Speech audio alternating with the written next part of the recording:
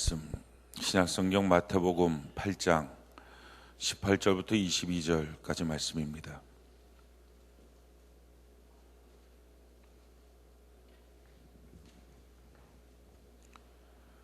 신약성경 마태복음 8장 18절부터 22절까지 말씀입니다.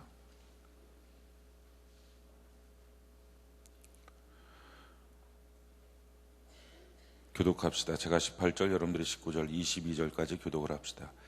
예수께서 무리가 자기를 애워싸는 것을 보시고 건너편으로 가기를 명하시니라.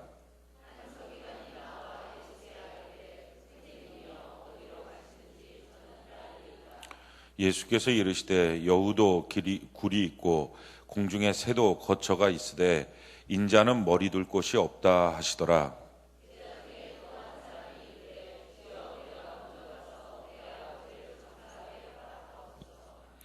예수께서 이르시되 죽은 자들이 그들의 죽은 자들을 장사하게 하고 너는 나를 따르라 하시니라. 아멘. 오늘 제자의 길이라고 하는 제목으로 하나님 말씀 증거하겠습니다. 마태복음 강의 41번째 시간입니다. 오늘 성경 본문에 보면 두 명의 제자가 나오는데 이 제자들을 통해서 우리가 예수님을 따라가는 길, 제자의 길이 과연 무엇인지에 대해서 우리가 깨닫기를 원합니다. 제일 첫 번째는 한 서기관이 나와서 예수님께 선생님 어디로 가든지 저는 따르겠습니다, 이렇게 말하는 사람이 등장을 합니다. 굉장히 담대하고 또 과감하게 또 어떻게 하든지 예수님 저는 따르겠습니다 하는 자세를 갖고 지금 말하고 있는 것을 볼 수 있습니다. 근데 한 가지 이 사람에게 지금 빠져 있는 것이 있습니다. 그것은 뭐냐면은 선생님, 제가 선생님을 따라도 되겠습니까? 이 질문입니다. 따르라 라고 하는 허락을 받고 그 다음에 그럼 예수님이 어디로 가든지 저는 꼭 따르겠습니다, 이렇게 돼야 되는데 지금 예수님께 허락받는 과정이 없습니다. 그러니까 지금 이 사람은 그냥 자기 마음대로 가겠다는 거예요. 자기 마음대로 따르겠다는 거예요. 뭐 예수님께 물을 필요도 없고 예수님이 자기를 따르라고 허락을 하는지 따져볼 필요도 없고 그냥 내 지금 감정이 예수님을 따라야 되겠다, 내 지금 감정이 예수님을 쫓아가야 되겠다, 지금 그 감정을 갖고 예수님께 말을 하는 것입니다.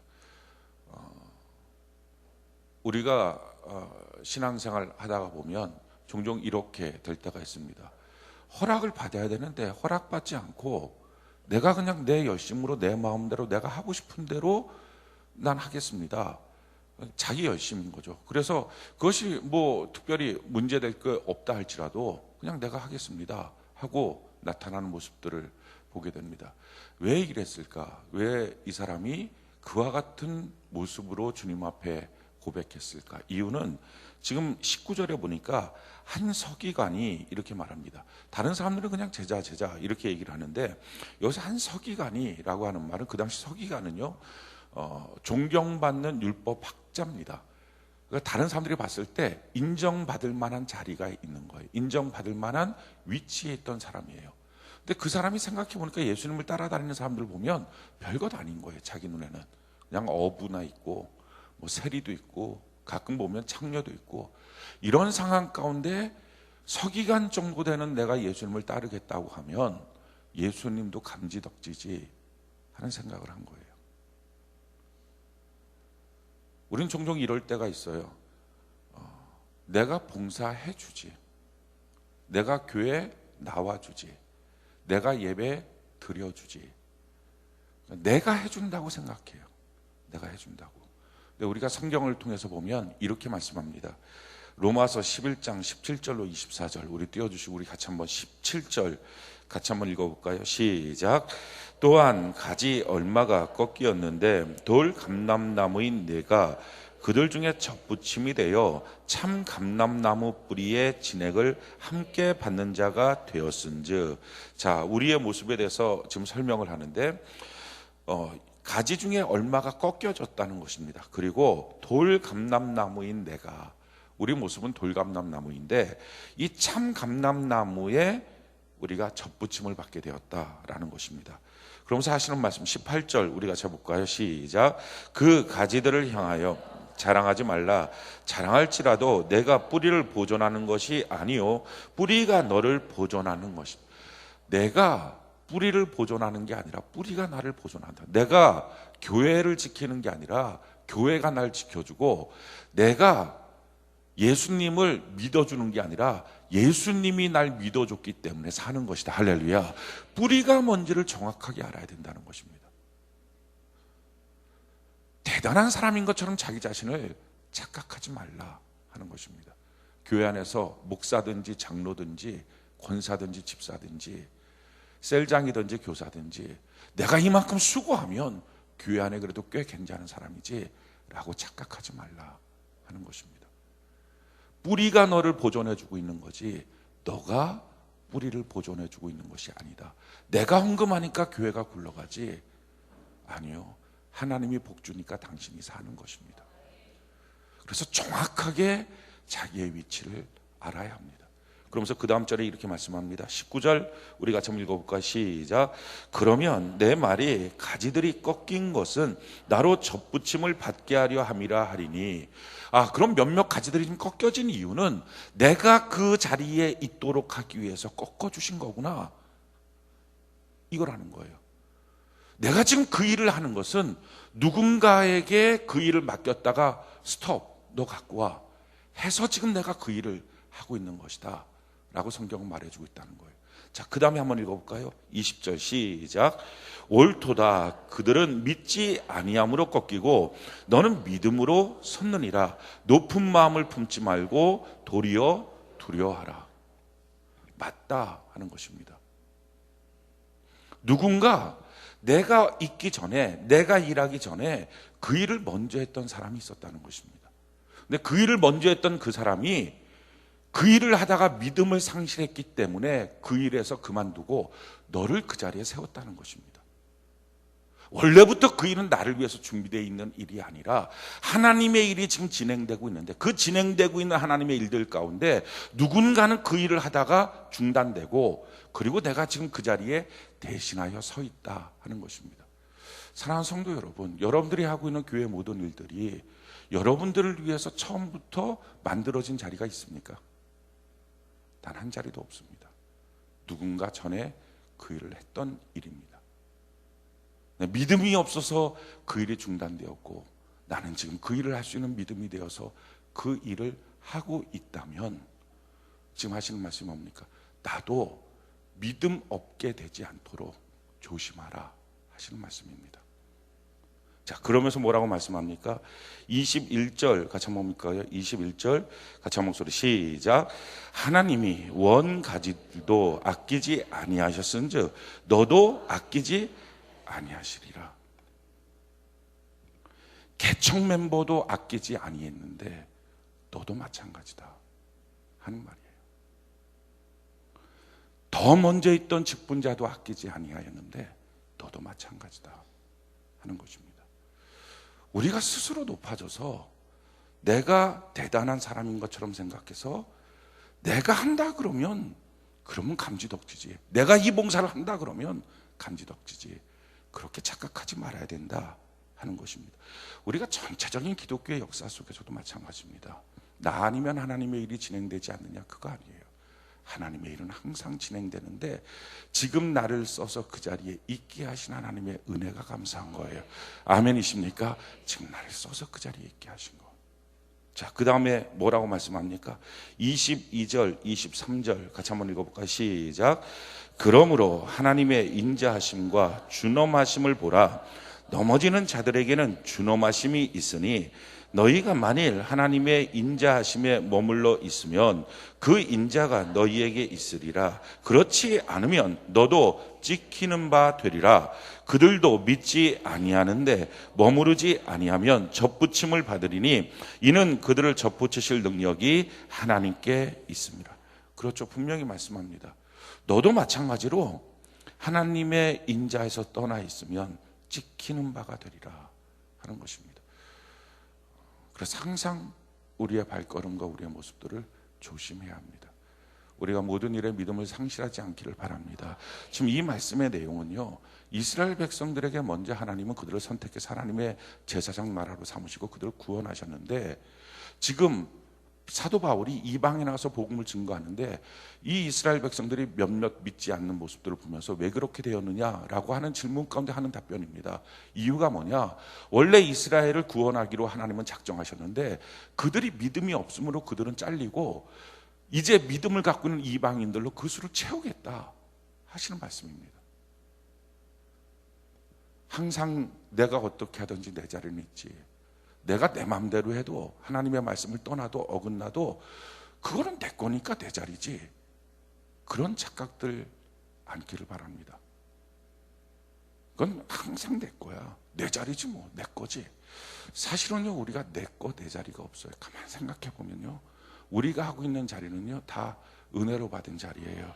생각해 보십시오. 교회 구조를 한번 생각해 보십시오. 원래 설교하는 자리, 이게 목사의 자리입니까?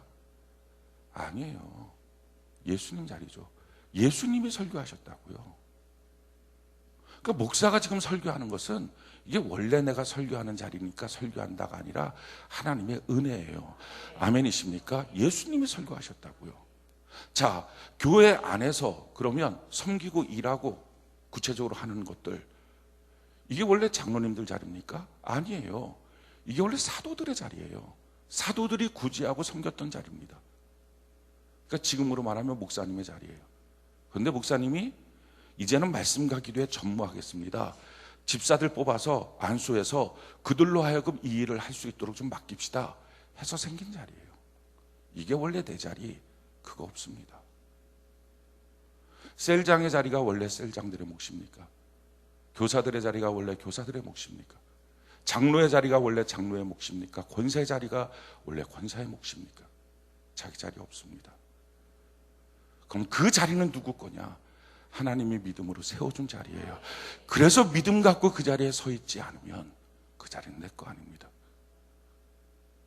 난 오랫동안 교회 생활 한 사람, 난 오랫동안 개척 멤버, 우리 교회는 개척 멤버도 없을 뿐만 아니라 원래부터 개척 멤버 자체가 우리 교회는 없어요. 뭐 누구랑 같이 개척한 게 없는데. 그런데 그렇게 나는 오랫동안 뭐 한 사람, 그 자리에 없다는 거예요. 그래서 혹시라도 우리가 오늘 말씀을 통해서 점검하는 것은 그냥 내가 나 하겠습니다 하면 하는 거고, 나 못해요 그럼 못하고, 혹시 이렇게 교회를 생각하고 있다면 우리는 조심해야 된다. 내가 마음대로 하고 싶으면 하고 마음대로 하기 싫으면 안 하고, 그와 같은 일들이 아니다 하는 것입니다. 그래서 마지막에 뭐라고 말합니까? 24절 우리 같이 한번 읽어봅시다. 시작. 내가 원 돌감람 나무에서 찍힘을 받고 본성을 거슬러 좋은 감람나무에 접붙임을 받았으니 원 가지인 이 사람들이야 얼마나 더 자기 감람나무에 접붙이심을 받으랴. 자, 우리는 돌 감람나무인데 참 감람나무 대신 예수님께 접붙임 받았습니다. 그리고 기대하는 건 뭡니까? 돌 감람나무 열매 맺는 게 아니라 우리를 통해서 참 감람나무 열매가 맺어지는 거예요. 그런데 만약에 너가 돌 감람나무 열매를 너의 본성대로 맺게 되면 너는 또 꺾이움 받으리라. 형편없는 나 같은 사람 하나님이 뽑아서 주의 종 삼아 주셨어요. 형편없는 죄인된 모습들 우리들 뽑아서 하나님의 교회에 지체 만들어 주셨어요. 이렇게 만들어 주신 이유와 목적은 나 같은 죄인 죄의 열매 맺으라고 주의 종 삼은 게 아니고, 우리 같은 죄인들 그 죄의 모습 맺으라고 교회에 지체로 삼아 주신 게 아니라 우리의 본성을 바꿔서, 할렐루야, 내 본성과 거슬러서 예수의 열매를 맺도록, 성령의 열매를 맺도록 우리를 삼아 주신 줄로 믿습니다. 그래서 그 열매를 맺지 않으면 너를 거기에 붙여놓을 이유가 없지 않느냐 하는 거예요. 셀장이면 자기 본성이 이러니까 본성대로 셀장처럼 사는 게 아니라 본성을 거슬러 우리 주님이 원하시는 셀장다운 셀장 되고, 할렐루야, 우리 주님이 원하시는 대로 교사다운 교사 되고, 우리 주님이 원하시는 대로 목사다운 목사 되고, 장로다운 장로 될 때 그 자리에 있는 가치와 이유가 있지. 그렇게 하지 못할 것 같으면 너를 붙여놓을 이유가 뭐가 있겠냐는 거예요. 그래서 함부로 하지 않아야 된다, 조심해야 된다 하는 것입니다.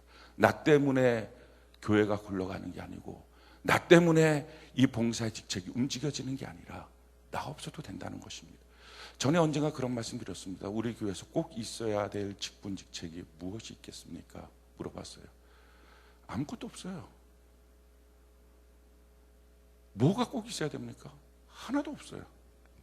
일단 담임 목사 놓고 봅시다. 담임 목사 꼭 있어야 됩니까?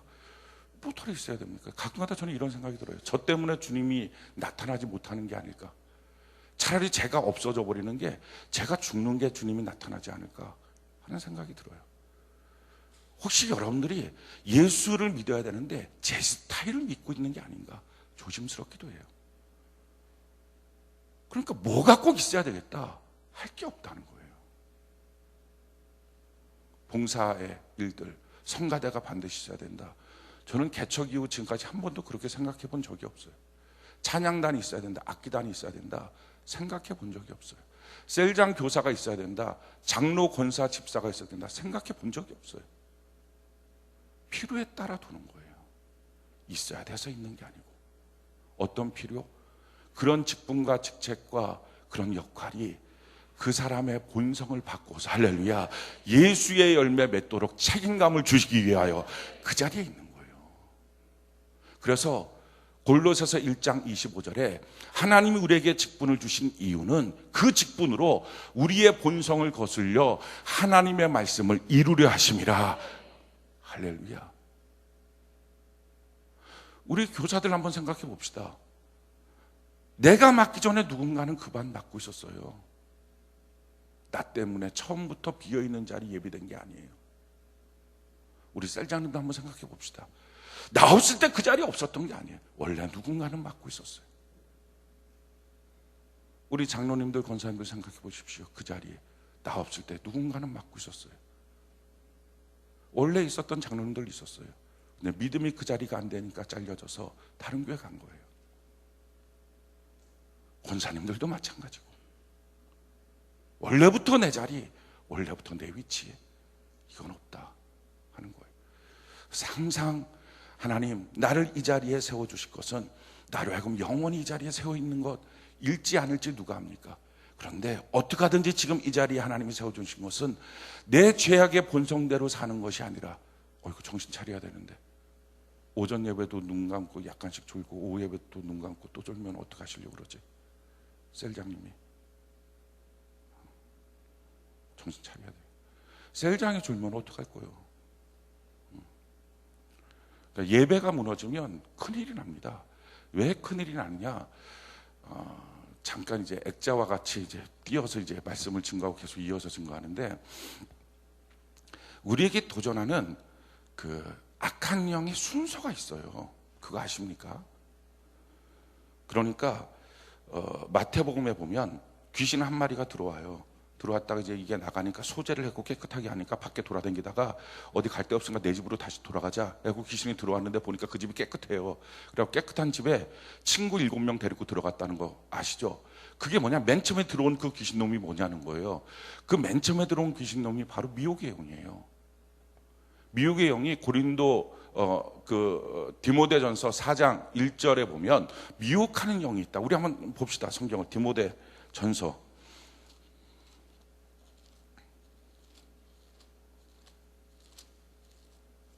디모데전서 4장 1절, 우리 같이 한번 읽어볼까요? 디모데전서 4장 1절, 디모데전서 4장 1절 같이 한 목소리 시작.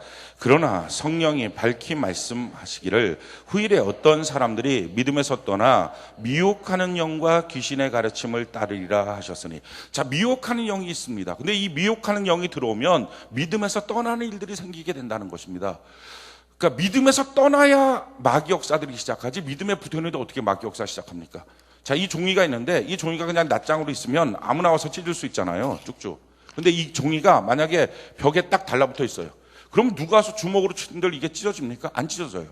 그러니까 마귀가 하는 제일 첫 번째 일은 이 종이 같은 나를 예수님, 반석 같은 예수님에서 띄워놓는 거예요. 이 띄워놓는 역할을 뭐가 하느냐? 이게 미혹의 영이에요. 미혹의 영은 떨어져요. 근데 미혹의 영이 들어왔는지 안 들어왔는지를 뭘로 구분할 수 있느냐? 말이 영이거든요. 그래서 그 사람이 말하는 걸 보면 어떤 영이 들어와 있는지를 알 수 있어요. 말이 더러우면 더러운 영이 들어온 거죠. 말이 악한 말, 가슴 찔리는 말이 들어오면 악한 마귀가 들어온 거예요. 악한 귀신이 들어온 거예요. 그러니까 말이 무엇이냐에 따라서 들어와 있는 영을 분별할 수 있는데, 미혹의 영은 뭘로 분별하느냐? 고린도후서를 같이 한번 봅시다. 고린도후서 11장.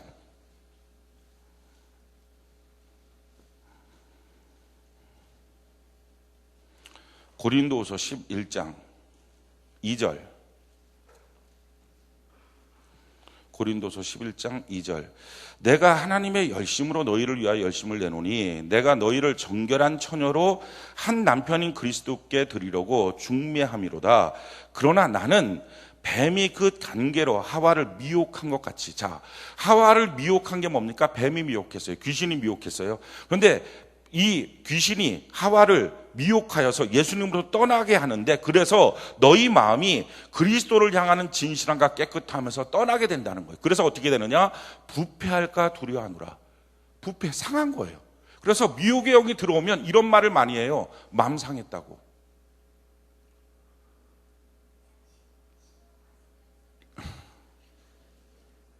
이런 걸로 마음 상하지 않기를 바랍니다. 그러니까 셀장님이 저한테 그렇게 말하니까 제가 마음이 상해요. 그게 뭐예요? 미혹의 영이 들어간 거예요, 지금. 그런 식으로 나한테 얘기하니까, 지사님이 나한테 그렇게 말하니까 내가 마음이 상해요. 이게 미혹의 영이에요. 그러니까 미혹의 영이 들어오면 자꾸 마음이 상해요. 부부간에도 얘기하다가 마음이 상해요. 이게 미혹의 영의 역사예요. 근데 이 미혹의 영이 들어오면 어떻게 되느냐? 그리스도를 향한 우리의 진실한 마음에서 자꾸 떠나게 만들어요. 마음 상해서 교회 못 가겠어요. 마음 상해서 큐티 못 하겠어요. 마음 상해서 기도 못 하겠어요. 이렇게 말해요. 이게 마음 상해서 결국 못 한다고 해서 가는 곳이 뭐예요? 더러운 곳이에요. 죄짓게 하는 거예요. 엉뚱한 거예요. 자, 그런데 이렇게 마음 상하게 만드는 미혹의 영이 딱 들어와서 하나님과 우리와의 관계를 끊어놓고, 기도를 끊어놓고, 말씀을 끊어놓고, 예배를 끊어놔요. 자, 그렇게 미혹의 영이 상대방에게 들어갈 때 자기에게도 들어오는 게 있어요. 그게 정죄의 영이에요. 내가, 그 사람이 그렇게 말을 하는 거예요. 당신 때문에 나 마음 상해요 하는 순간에 자기 자신을 향해서는 내가 실수했구나, 내가 이런 식으로 말해갖고 저 사람 마음 상했구나, 눌려요. 자기가 자기 자신을 정죄해요. 그리고 시간이 더 지나요. 그럼 그 사람이 더러운 짓을 해요. 그걸 보면서 어떻게 저런 말을 하고 저렇게 행동하지 하면서 그 사람을 정죄해요. 그러니까 미혹의 영이 들어오면 그 사람은 미혹의 영이 들어와서 하나님을 떠나게 만들고 더럽게 만들고, 그 다음에 귀신들 갖고 자꾸 끌어와요. 그래서 더럽게 만들고 악하게 만들고 끌어온다고요. 그런데 나에게는 또 정죄의 영이 들어와서 마찬가지로 갈라지게 만들어요. 자, 이렇게 해서 신앙을 무너뜨리고 일곱 귀신이 다 따라 들어오는데, 문제는 뭐냐? 이 미혹의 영이 들어올 때 처음부터 미혹의 영이 그냥 들어오는 걸 보면 누구든지 분별해요. 마음 상하면 안 되겠구나 생각을 합니다. 그런데 이것이 생각 못하게 하는 게 있어요. 그게 뭐냐면 흑암의 권세예요. 어둠의 세상 주관자. 그래서 에베소서 6장 12절에 보면 우리에게 도전하는 악한 마귀가 있는데, 제일 악한 마귀가 통치자가 있어요. 이게 마귀의 정책하는 거예요. 그래갖고 누구를 공격하자, 어떻게 공격하자, 이렇게 정책을 세요. 그 다음에 권세가 들어와, 포스. 그래갖고 힘을 갖고 막 우리를 향해서 환란 주고 병을 주고 흔들어 놔요. 근데 이런 것들이 있기 전에 뭘 하느냐? 이 세상의 어둠의 주관자, 까만 보자기를 확 뒤집어 씌워놔요. 그래갖고 그게 뒤집어 씌워지고 나면 예배 시간에 졸아요. 예배 시간에 졸고 나면 미혹의 영이 잠시 후에 들어간다고요. 마음 상할 일이 생긴단 말이에요. 그래서 졸지 말라는 거예요. 정신 차리라고요. 큐티하다 꾸벅고 졸지 말고, 기도하다 꾸벅고 졸지 말고, 아니면 안 졸아도 눈 뜨고서 산만해지는 거예요. 흑암의 권세 들어가는 나타나는 현상이. 예배 시간에 졸고 난 다음에 얼마나 있다가 마음 상했다, 미혹의 영이 들어와서 장난질하는 게 얼마나 많은지 몰라요. 그래서 특히 리더들은요, 예배 정신 차리고 드려야 된다고요. 말씀 볼 때 제대로 말씀 봐야 된다고요. 그렇지 않으면 신앙생활 하다가 미혹의 영 때문에 하나님을 향한 진실함과 깨끗하면서 떠나서 더럽게 된단 말이죠. 처음보다 더 안 좋아지는 거예요. 봉사하다가, 리더로서 사역하다가. 우리가, 내가 교회에서 이렇게 봉사하니까 봉사하는 거 자기 스스로 대단하게 여겨서 내가 꽤 높아진 자리, 꽤 높아진 위치처럼 착각하지 말라는 거예요. 원래 하나님이 세우신 목적대로 그 자리를 섬겨야 될 더 좋은 사람이 있었는데, 그 사람의 믿음이 없어져서 나같이 부족한 거 세워놨다는 거예요. 더 좋은 사람이 세종안교회 담임 목사로 하나님이 생각하고 오셨는데 그 사람 믿음이 없어서 훨씬 부족한 나 같은 사람을 불러서 하나님이 세종함께 섬기도록 만들어 주셨다면, 나 같은 사람 주님 앞에 교만하면 한순간에 아무것도 아닌 것 되는 거 아니냐는 거예요. 여러분도 마찬가지입니다. 그 사람의 남편, 그 사람의 아내, 그 사람의 부모, 그 사람의 자녀로 여러분들을 세울 때에 더 좋은 사람, 더 좋은 짝으로 예비될 수 있었는데, 믿음이 없어서 그 가정을 세울 수 없어서 나같이 부족한 것 갖다 놓고 그 자리에 세워놨다면, 조심조심 가정 꾸려나가고 조심조심 사역하고 목회하고 일해야 하지 않겠냐는 거예요. 우리가 스스로 높아져 있습니까? 우리가 스스로 처음부터 내 거인 양 착각합니까? 그 마음 내려놓고 내가 서기관이면 뭐합니까? 겸손히 주님 앞에 엎드려서, 주님, 나 같은 놈 주님 따라가도 됩니까? 나 같은 거 주님 써주시겠습니까? 나 같은 거 우리 가정의 아버지로 세우셨습니까? 주님 아버지답게 살 수 있겠습니까? 나 같은 거 교회의 목사로, 장로로 주님 세우셨습니까? 주님 본이 되게 살 수 있겠습니까? 엎드려서 하나님 앞에 펑펑 울지 않고 어떻게 하루라도 사역을 진행하시겠습니까? 우리 항상 교만한 마음, 높아진 마음 내려놓고 주님의 은혜로 충만해지기를 바랍니다. 자, 이렇게 말을 하니까 예수님께서 그를 보시고 너 안 돼, 이렇게 말하지 않았어요. 우리 주님께서는요, 이렇게 말씀을 하십니다. 우리 다시 마태복음으로 돌아갈까요? 마태복음 8장 19절 20절. 마태복음 8장 19절 20절 같이 한 목소리 한번 읽어봅시다. 시작. 한 서기관이 나와서 예수께 아뢰되 선생님이여 어디로 가시든지 저는 따르리이다. 예수께서 이르시되 여우도 굴이 있고 공중의 새도 거처가 있으되 인자는 머리 둘 곳이 없다 하시더라. 예수님이 다 가르쳐 주시는 거예요.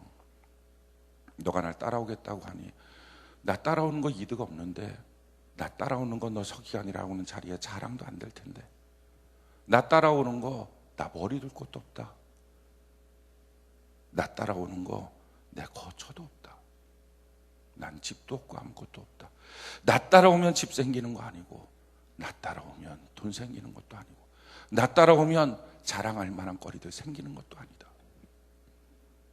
다 가르쳐 주는 거예요. 우리는 자꾸 좋은 것만 얘기해 주려고 그래요. 좋은 것만 가르쳐 주려고 그래요. 교회 나오면 안 좋은 거는 빼놓고 좋은 것만 말해주려고 그래요. 이게 무슨 말이냐? 신명기 28장을 보면 1절부터 14절까지 축복에 대해서 쭉 말씀해요. 그런데 그 다음 15절부터 66절까지요, 다 저주에 대한 말씀이에요. 교회 나오면 잘했다 축복만 말씀하고, 그렇게 하지 않을 때 생기는 일에 대해서 말하지 않아요. 우리가 봉사할 때도요, 너가 이 봉사하면 이런 일들, 이런 조건들을 다 해야 돼 라고 말해줘야 되는데 말 안 해요. 하게 하는 게 급한 거예요. 누가 한다 그러면 좋은 거예요. 한다 그러면 감사한 거예요. 저 교사, 감사해요. 저 성가대학교, 감사해요. 이거 하면 이렇게 봉사해야 하십니다. 이렇게 섬기셔야 됩니다. 그 조건을 보고 자기가 그 조건에서 아멘 했을 때 해야 되는데, 그냥 한다 그러면 좋은 거예요. 그냥 하다 보니까 중간에 자기가 힘들어, 그럼 안 해. 또 다음번에 또 하고 싶으면 또 했다가 안 하고, 어느 순간인가 하나님의 일이, 하나님의 교회가 내 마음대로 내 손에서 쥐락펴락 할 수 있는 것처럼 착각하는 거예요. 그리고 조건을 자기가 걸어요. 나는 요런 봉사 아니면 안 할래요. 나는 교사를 해도 여기가 아니면 난 안 할래요. 나는 이렇게 셀장의 일을 해도 요렇게 하는 거, 요 조건은 내가 할 수 없고요, 요렇게 하는 거라면 내가 할 수 있어요. 자기가 조건을 걸어요. 왜 주님이 우리에게 일할 때 하나님이 우리에게 조건을 거시나? 당신의 교사를 하려면, 셀장을 하려면 이걸 반드시 하셔야 됩니다. 이거 하나만 못합니다. 이유는요, 그걸 통해서 뭐 하는 거예요? 내 본성을 거스려 예수의 열매를 맺게 하는 거예요. 나를 절제하는 거예요. 나를 제어하는 거예요. 근데 나를 절제하고 나를 제어할 것을 안 하게 만들고, 나는 특별한 대우를 받고 싶어요, 나는 특별한 자리에 있고 싶어요, 그런 것들은 좀 내가 안 했으면 좋겠어요 라고 하니 어떻게 교회 직분 직책을 감당하면서 예수의 성품으로 바뀝니까? 언제까지 교만하고 언제까지 자기 자랑의 자리로 삼겠습니까? 사랑과 온유와 겸손과 자비와 용납의 자리에 있어야 되는데 바뀌지가 않으니까요. 우리 예수님이 다 조건 말했던 것처럼 우리 교회는요, 봉사하려고 그러면 조건을 말해줍니다. 교사는 이것을 하셔야 됩니다. 셀장은 이렇게 하셔야 됩니다. 성가대는 이거 하셔야 됩니다. 근데 조건을 걸려고 그러면 또 싫어해요. 올해 성가대 찬양단 악기단, 뭐 찬양단 악기단은 원래 그렇지만 성가대 조건은요, 주일날 청소하는 거예요. 그게 원래 성가대의 모습이니까요.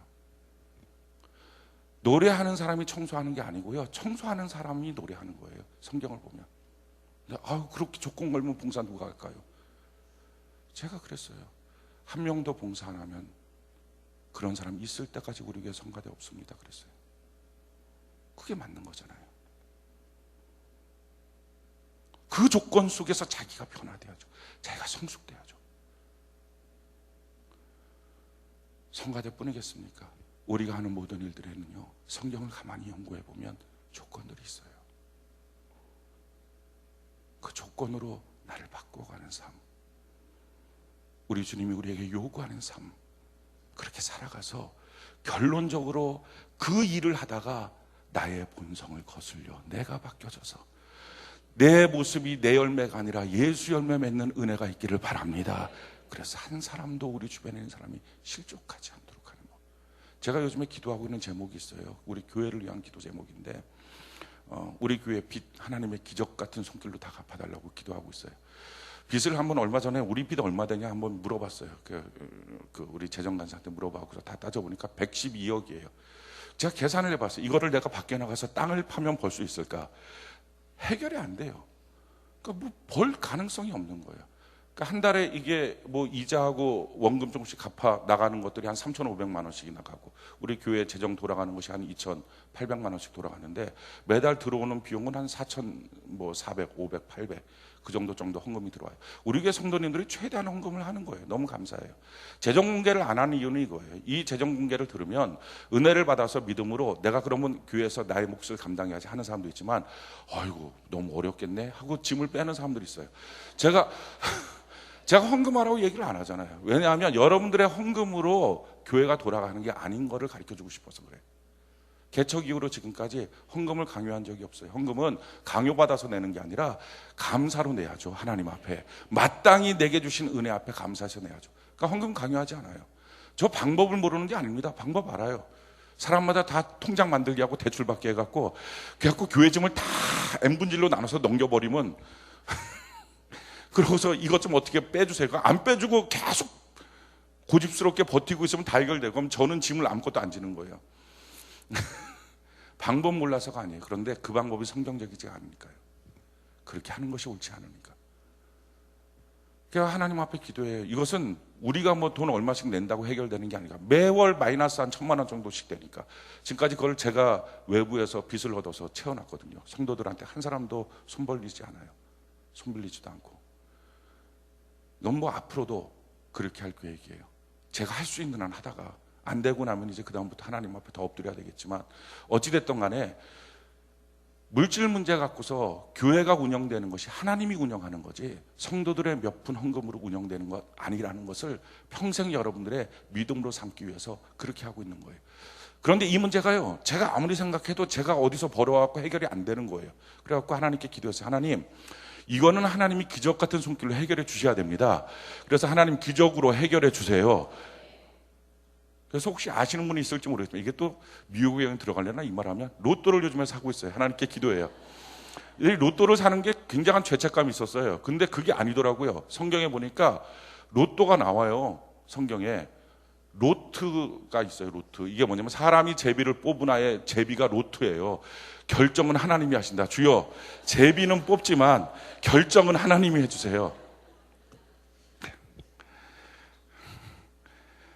하나님 앞에 땡깡 피는 거예요. 좀 도와달라고. 그런데 이거 하기 전에 하나님께 기도하는 게 있어요. 하나님 부채형을 쫓아달라고. 예수의 이름으로 부채형을 쫓아내고 있어요. 이게 왜 그러냐면은, 여러분들도 혹시 빚진 사람들 있습니까? 근데 빚지고 나면 그 빚이 문제가 아니라 그 빚을 붙잡고 장난하는 부채의 영이 있어요. 더러운 귀신이 있다고요. 그래서 그 귀신이 그 부채 때문에 사람을 눌려버려요. 영으로도 눌리고 육으로도 눌려요. 기가 죽어버려요. 주님의 사명 감당하는 것도 자꾸 주눅 들고 자존감도 무너뜨려요.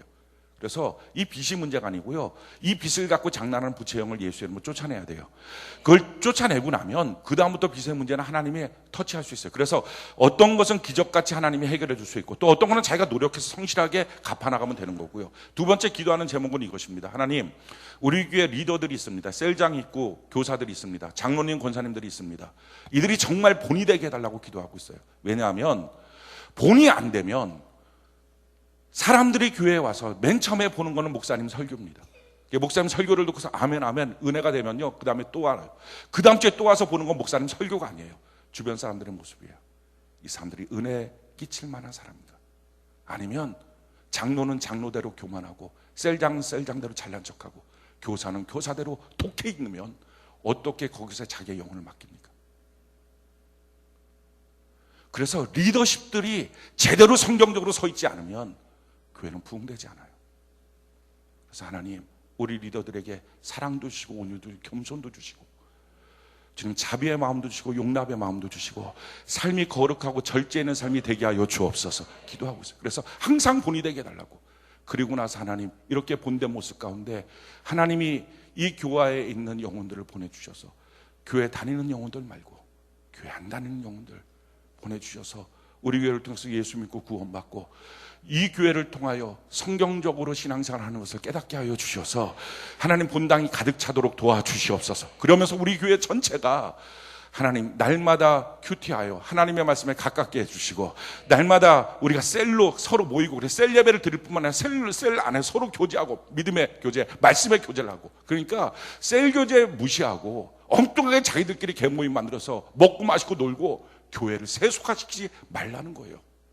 그래 놓고 나서 나중에 어떻게 자기가 그 사람을 통해서 은혜를 또 받습니까?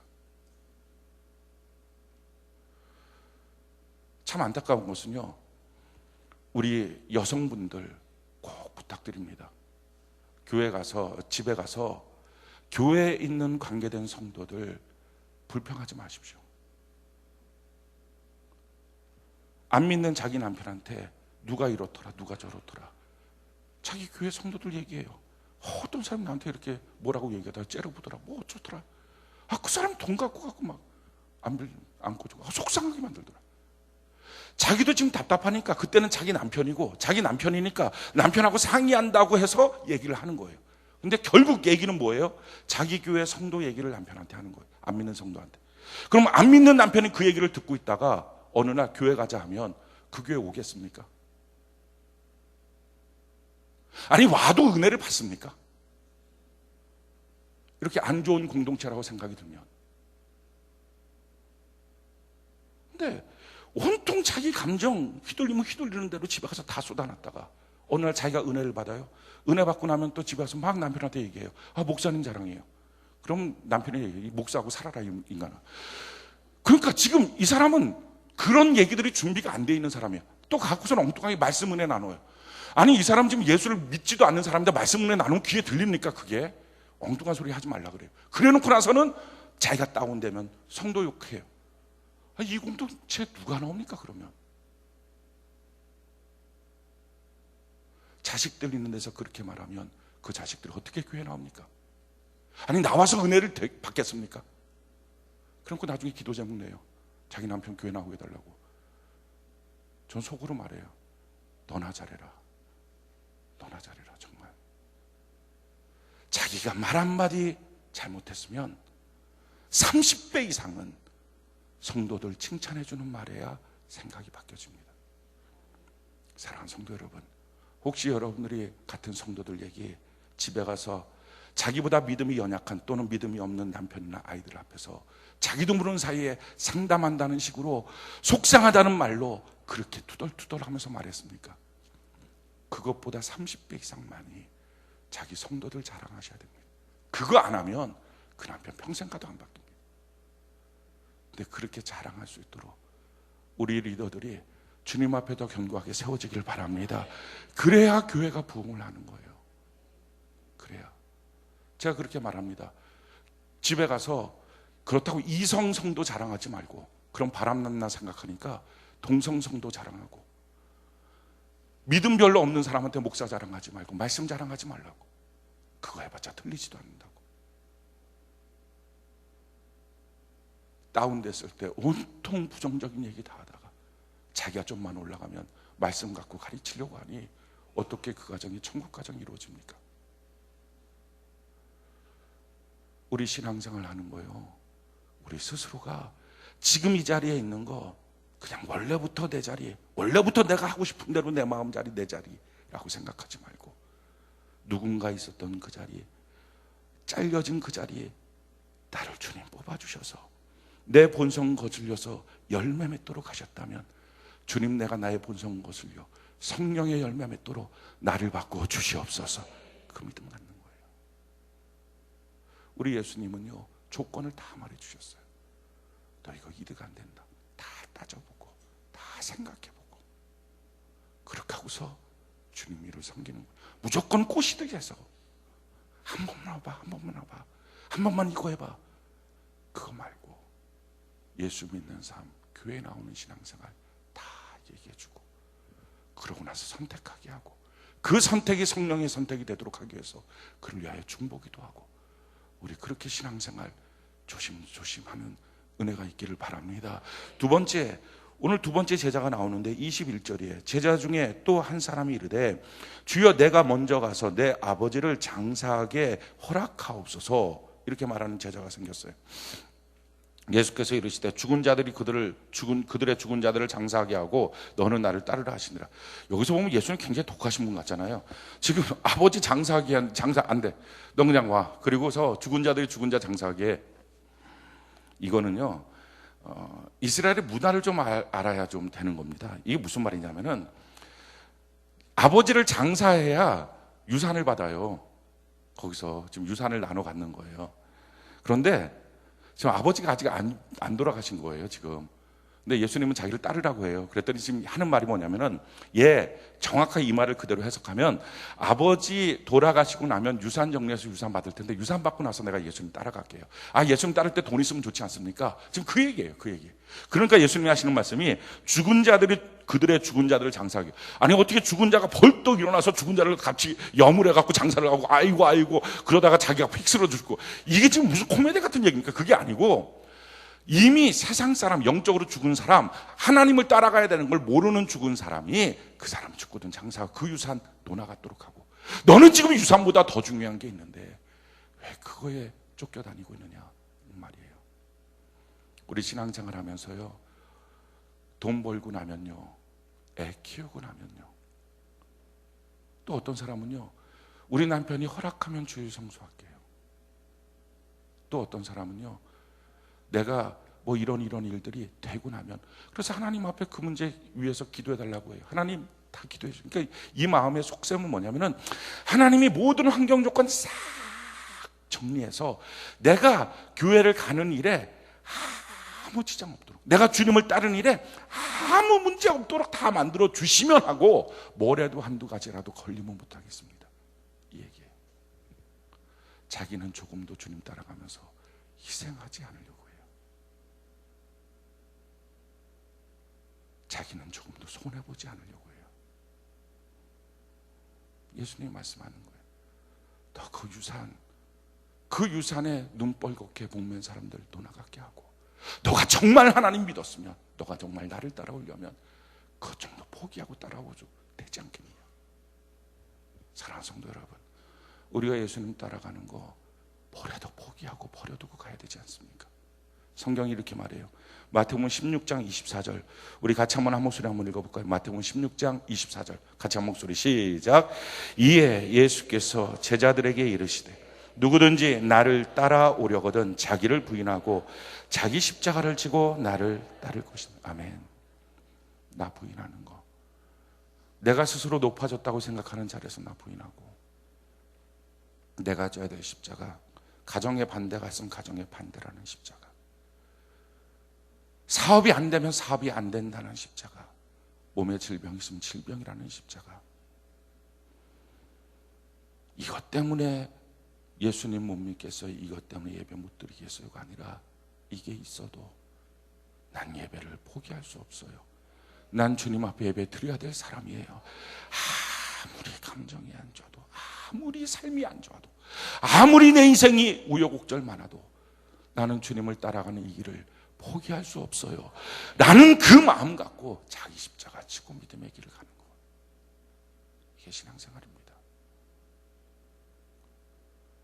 우리의 신앙생활 다시 한번 흐트러진 마음이 있다면 우리 마음 다 잡고, 우리 높아졌던 마음 낮추고, 손해보기 싫어하고 편안하려고 했던 마음 다시 붙들어서 하나님 앞에서 온전한 신앙생활, 십자가 지는 삶 살아가는 은혜가 있기를 예수님 이름으로 축원합니다.